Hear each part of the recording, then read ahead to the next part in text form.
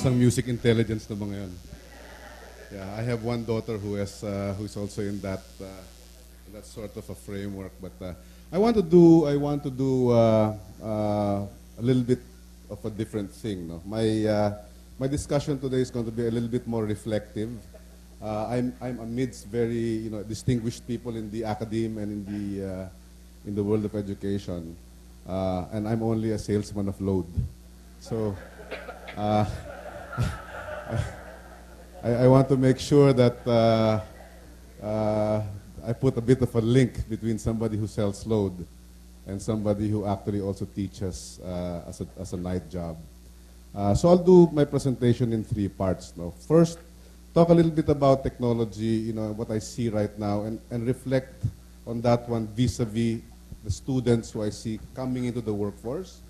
And part of this is my experience in actually teaching these people, these boys and girls, young men and women, who are about to enter the workforce, having talked to them, having taught them, and having reflected on what their own needs have been.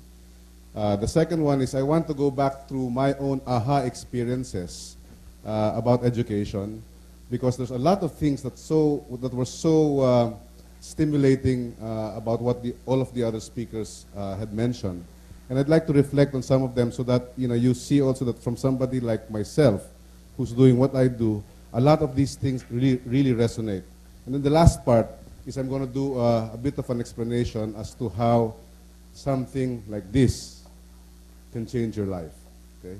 And how something like this is able to enable a lot of the things that has just been talked about in the educational arena. Okay, so a little bit about technology, not really about technology, but about what I do. I think the technological career right now, the technology career, the telco career, and IT career is probably one of the fastest jobs or endeavors you would do right now. It is not a joke when I tell you that some technology can be passé in 3 months.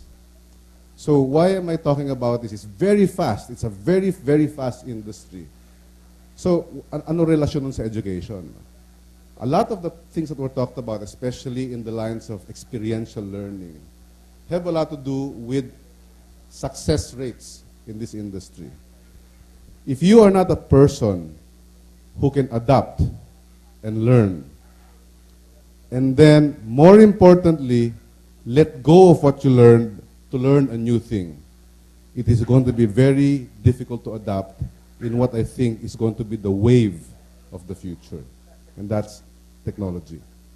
Again, the experience and the ability to learn first, the ability to apply that learning, and then the ability to let go of what you just had learned to learn another thing and do this on a quick time basis.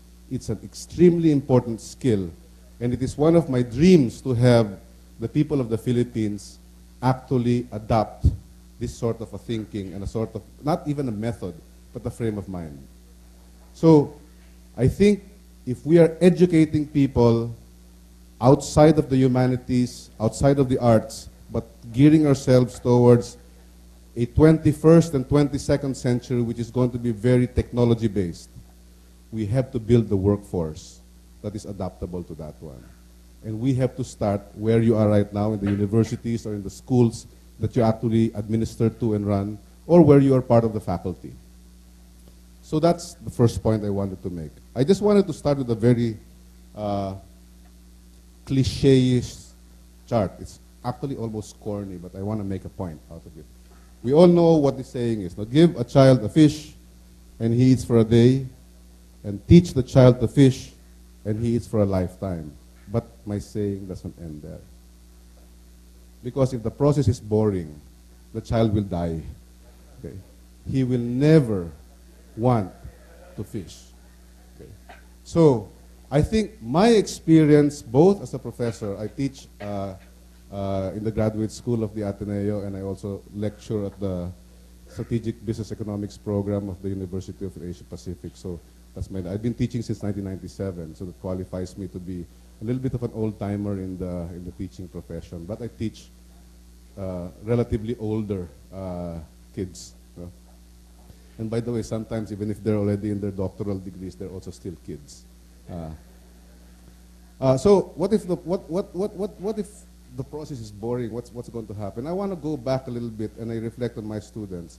And there are certain aha experiences that I had as a student and as a teacher that made me want to have an advocacy for education, even as I work as an executive of a telco. Okay. My first aha experience happened when I was in school, in a very traditional school, where I should say, and you know, I have two classmates who are here today who are both educators, and maybe you had a very different experience from me, but I hated school. Okay. I was not motivated at all by school. I was, somebody mentioned about honors class kanina. I was with the honors class when I was growing up, but I hated school. Why? Because my objective was to make the grade. My objective was not to learn. My objective was to stay in what they called, you know, the honors class. And it made me so miserable for 11 years that towards the end of high school, and then all of the university, I had decided to change my energies and then become a full-time extracurricular activity student and part-time student. Okay? So, binaliktad ko po yung aking mga priorities at that time. Because I decided, you know, life is short, I want to enjoy it. Because if I was going to spend my energies on something I did not enjoy, then I think life would have been a waste. The second aha experience for me was when I was in high school.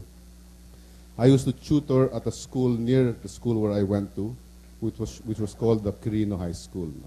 I was tutoring high school seniors, and I had a very, very poignant experience with a student which resonates with me until now, and which gives me and teaches me and had taught me at that time the value of not learning or knowledge, but application of learning and knowledge, and how it actually resonates and actually allows you to even learn more. I had a student and I was teaching physics, and we were talking about vectors and force. And this guy simply could not get what the concepts were all about. Well, in truth, ako rin, di ba? So, you know, I hated physics. In fact, for the physics students here, no, I mean, at that time, I simply didn't like what I was learning. But because, it's, you know, to some non-scientifically inclined people, my science intelligence is low. Okay, it just simply didn't appeal to me. However, I was fortunate that I was also part of the martial arts team of Ateneo before. I was captain of the karate team. And karate is all about vectors. It's about force, resultant force. No? And I saw this guy, totally uninterested. So I said, you know, ang vector parang ganito, parang sumusuntok ka lang. Okay? Tapos, hindi kulang yung suntok. Kailangan kasama rin yung iyong hips. Force din yan. Pag pinagsama yung dalawang force na yan, ang tawag dyan resultant force. Okay? So, kailangan sabay yung dalawang force. So, that allowed me to use a concept in real life to explain a rather boring concept to somebody who was totally disinterested. And so this guy, I'd like to think that he learned a little bit about vector analysis. Later on in life, when I was involved with an airline, I even learned vectors more because, you know, flight paths and landing and takeoffs are all about vectors as well. No? That was the second experience I had. I had a third that was very personal to me because it had to do with my son. I lived abroad for a long time, and therefore my children, after spending a few years in the traditional schools here, almost all of them are schooled in very non-traditional environments. In fact, to this day, I have not and I have refused to put them back into the traditional school environment. We came back, it was a February, and then school was about to end because the next school year was supposed to be in June in our system, right? So, pinasok ko yung anak ko sa eskwelahan na kung saan ko siya ipapasok, just so he knows, you know, how things would be in his new school. And after 1 week, he came to me crying. And I'm talking about my third child, who is probably my most intelligent child, but the most shy. And he said, "Pops, all of my classmates are more intelligent than me." Okay. Why? Because, they're just smart. No? And I said, anak, you're really very smart. Yeah. There's absolutely no reason to feel inadequate as far as you're concerned. But no, they're all very smart. And he was going to enter the 3rd grade at that time. And when it was about to be school day, tuition fees were paid, he was crying. He just refused because he was traumatized by his experience in a big school. Okay. So that was history. I didn't put him into the school, and I think my investment in putting him elsewhere has paid off 100-fold because he's much more confident, and I think he's doing what he likes to do. Okay. That is my 3rd aha experience. It's very, very personal, and it happened to one of my children. Okay. The 4th aha experience I had is with people who are right now working for me. And I see a very, very big difference between those who are very agile in the way they think and for those who are, what? Steady eddies at work. And it all points back to the way they appreciated school. Because as a manager, I just don't take a look at their performance, but for me to understand how they are, I take a look deeper. I ladder a little bit with the way they were schooled, the way they were brought up, and that makes them more effective. So, ano po ba yung ilang mga why not kasi? Why not is the question here. So I said, why not? I've been always a rebel, so probably one of my why nots is why not just do it, because if I had a dream and I wanted to be an advocate of education, but I needed a career, then I had to do it on my own personal stake, my own personal volition, in a way that only I can do it. Okay. So, dalawa po yung aking premises. One is, I found out that people both at work, okay, and in school, the difference between those who do well and those who don't do well are those who like to learn. It all has to do with enjoying the learning process. Nung araw po, tuwan-tuwa po ako kapag may bagyo o may demo or may intimidad kasi no classes yan sigurado. My children po today, and I exaggerate not, they do not like holidays. They think they're going to miss school. They enjoy school so much that they do not like holidays. So one is love of learning. The second one, as a premise, is love of the Philippines. As a personal educator, I think part of my role is to endow my students or those who I influence and teach with the love of their country. Because I think both the love of learning and then eventually the love of the country is what's going to make them more responsible as Filipinos when they grow up to be doing what we're doing. So para sa akin po, pinagsasabay ko yung dalawa. Because one experience that we had very recently when I was involved with tourism is nasa Dumaguete State, nasa Central Visayas State University ako. I was doing a bit of an address to about 500 students. And I asked 2 questions. No, but the first question, similar to what Teacher Joy was mentioning kanina. I asked them, how many heritage sites are there in the Philippines? This was a tourism convocation. I was doing it for Ace Durano at that time. And nobody knew how many World Heritage Sites we have in the Philippines. Gift po natin yan. Gift po natin yan. And then I went closer to home. It was happening in Dumaguete. And I said, okay, how many of you have seen the double lakes up in the hills a few kilometers from here in Dumaguete? And I kid you not, because out of the 500, none of them had seen that particular site. And this is part of the heritage that our country gives us, in its boundless beauty. Kumbaga, nobody has seen these very beautiful sites outside of where they live.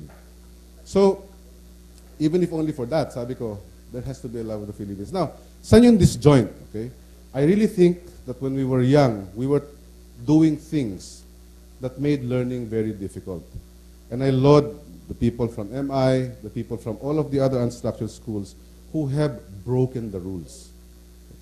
I think in a way, going towards that direction is breaking rules because tradition is so well entrenched in our country, both in the parental, in our educational culture especially. So, this is funny, okay? Kasi I'll be talking like a grade school student when you hear some of these. Okay. So sabi ko, why not eliminate some very traditional aspects of early age learning and adopt some principles that work in corporations into the teaching profession? Okay. And what's that? Enabler is to break a lot of the rules. Why? One of the rules I hated most before when I was growing up, okay, and it still is a rule in many schools in the Philippines right now, and I can't figure it out, is wrong spelling wrong. Okay. Okay. Diba? Papasok ka, gagawa ka ng tema, ang objective ng paggawa ng term paper o ng maliit na composition is to actually see the way the person thinks. Okay? And at a young age, the first thing you tell them is, gumawa ka ng theme, ha? Okay, gantong objective ng theme na yan. Pero wrong spelling wrong. Okay? So, the trauma that a child has, that he or she passes through just to achieve the objective of thinking creatively is already very great at a very early age. So marami pong takot magsulat, marami pong takot magmahal ng pagsusulat dahil wrong spelling wrong. Okay? So, maraming mga rules yan. Kasi pagka nung lumalaki po tayo, di ba, when we play in the playground, wala namang rules eh. But for some strange reason, they learn the rules. Because they're not told, wrong spelling wrong. Okay? This is the way to ride the swing. Nobody ever taught us that. Ito yung role ng patotot sa patitero. Wala namang nagtuturo sa atin yan eh. Nakikita nila, tapos nilalaro na nila yung patintero, tapos ang gagaling ng iba. Tinuro ba natin yun? Hindi po. Okay? I'll go back later on kung bakit ko pinag-uusapan itong maliliit na rules na to. Kasi in corporate life, you will see that trauma very, very strong. And you know what the unfortunate part of it is? Those in the management ranks who grew up in this particular environment are sometimes still very unfair to people who cannot pronounce well, okay, who cannot write well, but can think very well. So there is a certain level of sanction we give to these people who are very clear thinkers but simply could not express themselves. And they probably cannot express themselves because wrong spelling, wrong. Okay? So, I don't know what the rules are because this is inherent in our educational system, but is it not possible for us probably to reflect upon the way we teach, the way we administer, and maybe take a look at the rules that encourage rather than discourage? So it's not a curriculum thing, okay? It's an application of what you teach thing. In the same manner that kami, in what we do, it's an application of the way we train people, the way we motivate them to produce more. It's very, very difficult po pag merong high level of demotivation. So, the question I always ask is, if we'll still go back to the 4 R's, the very traditional way of recognizing an educational system, how can they learn the 4 R's without feeling very inadequate in the process? Because again, it goes back to really enjoying the learning process. Pangalawa po, na reflection. And this one is a reflection born out of teaching relatively older people, college students. When I was starting to teach at the Ateneo undergraduate school, I used to teach a course called Management Engineering. And I used to take the cream, the top 10%, and they would be my students on a marketing track. Because my theory at that time was I take the smartest students and I would make the most difference in the country if I taught those who would probably be the influencers later on when they grow up and they go into corporate life. I was actually only doing it because I was never a management engineering student.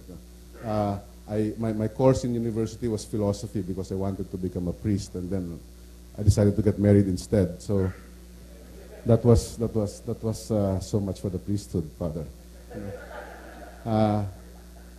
But and this talks to what, where's Ray? Ray is talking about experiential learning. Emma was talking about life.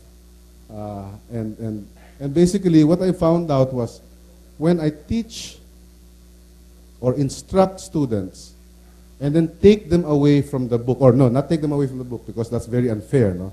But put the book aside for a while and then show them the real context of what they are actually learning. Then I find that the learning process becomes very, very fast. That's one. Number two, I find also that the actual natural environment of learning, for those who I have experienced, it is always better outside of the classroom. Now, I'm not telling you to break the rules and say, bawal na classroom bukas. No? But what I'm saying is, in the few times that I have experimented and taken students outside of the class environment, one very small example. No? I took my class outside of a classroom in grad school. And then I spent the 15 sessions, 8 of them, I didn't teach them in their classroom. Okay? I asked them to join me in a boardroom, quote unquote. A real boardroom. Okay. Number one, they felt that they were real executives being taught. Number two, they were not intimidated by the teacher-student type of relationship because it was real life. It was real life. But, dun sa second premise ko kanina is, again, an experience I had with my 10-year-old son naman. And they were supposed to simulate a volcanic eruption. This was reflecting on Pinatubo, Mount Mayon. So these guys were being taught on how to make a volcano erupt. And it was good because I found out na konting Mentos at saka Coke. Okay, puputok yung... So, volcanic eruption yun, no? Pero, ang katakataka po sa nangyari ang pinili niyang volcano at pinili niyang environment is Krakatoa, which is east of... No, the movie was very, very mistaken, by the way, because the movie says Krakatoa east of Java. Krakatau is actually west of Java. So, I don't know who the director of the film was, but he was very much mistaken. I know that because I lived in Indonesia for many years. So it's west, it's not east. So, but bringing it to home, no, those students that we used to teach in Quirino or in the Catechetical Instructional League before, when we take them out of the classroom, their eyes started to like, mas may kinang po yung mga mata nila kasi wala sila sa home environment nila which they thought was miserable. Wala sila sa classroom environment nila which they thought was stifling, but they were brought into another learning experience where they thought that the concepts were new, even the concepts of the physical environment that they were in. This was all new. So, kaya one of the other reasons why I'd like to reflect on this particular item here is because this is where technology can help. If we have a principle or a philosophy where we learn concepts, addition, history, where we learn these concepts on site, then the learning process becomes faster. Now, I'm on my last 6 minutes. We talk about technology now, but this little dongle here, if you attach this to your PC, okay, and this particular one, it allows you to surf the web on a prepaid basis. So you don't need to have a subscription to a DSL line where you pay $2,999 or $999, but you surf and you surf as you pay, or you pay as you surf. I'm not doing a sales speech here, I'm just making a point, okay? I just want to make sure that we, we know that. Okay. Just to prove that, I won't tell you how much it is, okay? But the load is 30 pesos, okay? But the ability of this to increase somebody's knowledge, not of the world, okay, but of your own environment, is invaluable. And that is one of the advocacies that SMART is trying to do in conjunction with the academe right now. We want to try to put more knowledge by way of allowing people, students, to see. Because when they see more of the world, and even when they see more of the environment that they are in, it allows them to open their sights, to a much wider environment. The second thing that I'd like to not pitch, but tell you that we are doing and has met with some level of success by way of this principle, no? The world is a classroom, the country can be a classroom, the town is a classroom, but even the barangay can be a classroom. Okay? I am probably one of those who also wants to propagate changing the name of schools, not schools. Okay? But I like the idea of learning centers, because once you change the name of what you're doing or where you're in, it changes your mind as well. And I think that's a psychological principle. It induces a paradigm shift. Okay? I want to talk about this because this is kasama sa mga angst ko itong araw. Homework was tedious. Okay? But a lot of these advanced schools, these alternative schools, you know what? They don't have homework. Okay? They really don't. Do you have homework? Sometimes you do have homework. My kids never have homework. So what do they do at home? They have fun. But they look forward to going back to school the next day. Okay. So, again, part of that world, part of the Philippines, part of the classroom is the teacher. And it was again mentioned kanina, the teacher is the best visual.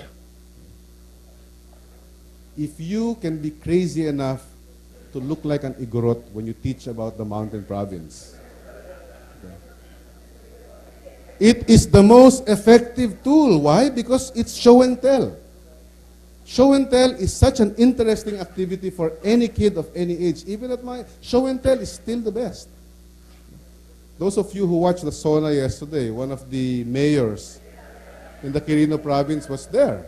And he was in his native garb. Okay? But of course, he was making a point. I'm saying in the classroom. Okay?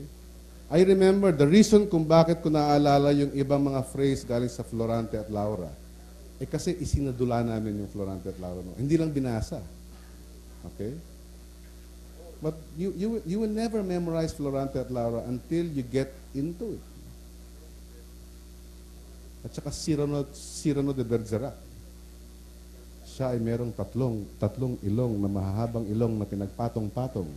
Okay, so there are certain verses I will never forget because of the way my professor had taught me at that time. So, we have a project, and the project allows you to do that using this as a highway and using what we call user-generated content. UGC.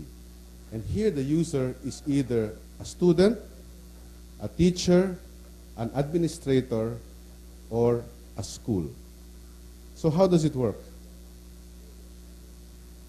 So it's an online project where the Smart Schools program partner schools will use multimedia technologies to generate local content using community mapping techniques. And there are two components to this. Now, one is technology mapping so that you can actually see the contours and the locations. But the other thing is, ano bang meron sa bayan natin, i-upload natin para na pag-uusapan natin sa eskwelahan. It is almost like educational TV but over IP or Internet Protocol.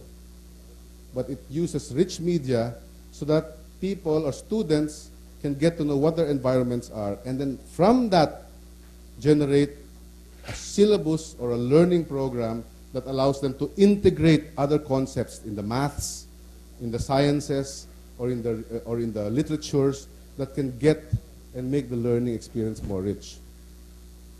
This is the Doon Po Sa Amin website.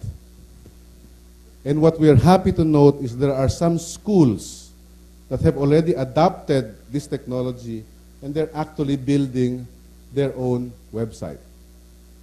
But the website is very interactive. It allows them now to use a tool, okay, that's very efficient, And by the way, it's hosted by SMART. It's hosted by the group of Delto over here. So it's not something that you have to invest in major capital.